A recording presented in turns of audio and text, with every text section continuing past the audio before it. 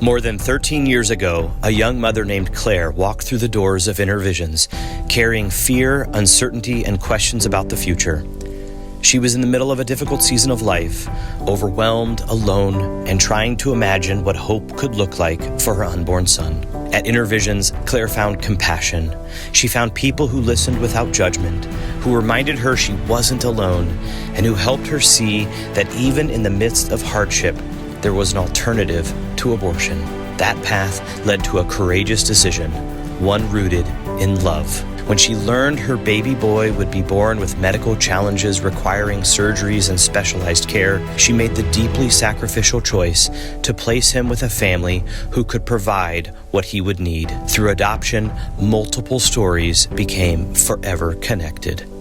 Today, that little boy is 13 years old, and his name is Kolbe. And the ripple effect of one life-affirming decision continues to reach farther than anyone could have imagined, into a family, a community, and countless lives touched by love, faith, and hope. I'm really glad that Claire's choice yet. This is the story of what happens when someone chooses life.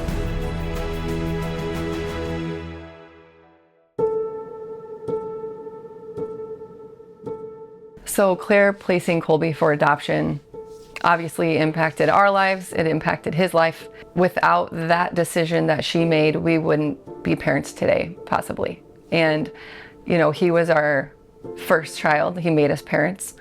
Becoming parents is something that is, it's universal. It's procreative.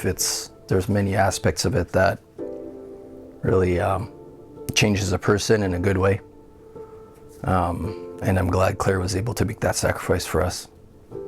It's because of her and our open adoption with her that we were brave enough to take on foster care.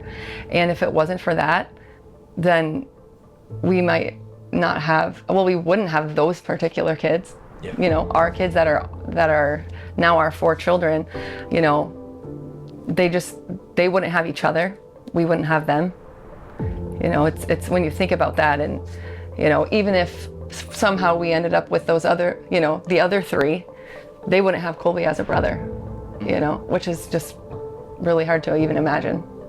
Kolbe now, I think he's grown up to be for his age, I think he's very mature.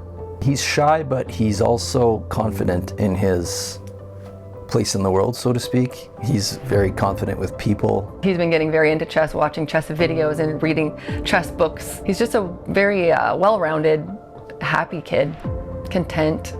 He's definitely got God at the forefront. He's always seemed to cherish his faith. He seems to have a deeper understanding of what's right and what's wrong. And he has that fear of God, of not wanting to offend, not wanting to hurt. And I think that's one of the best qualities a human being can have. Just to think of, if Kolbe wasn't around and if his story had ended prior to it starting, to think of his future and if he one day has a family or, a vocation of some kind, just the lives that will impact. And it's that ripple effect. We're so thankful that InnerVisions exists, that it was there for Claire, and that it's there for all of the women who need it. I'm thankful to have my birth family in my life because I feel loved at every angle. I'm thankful for places like InnerVisions that help moms when they're pregnant.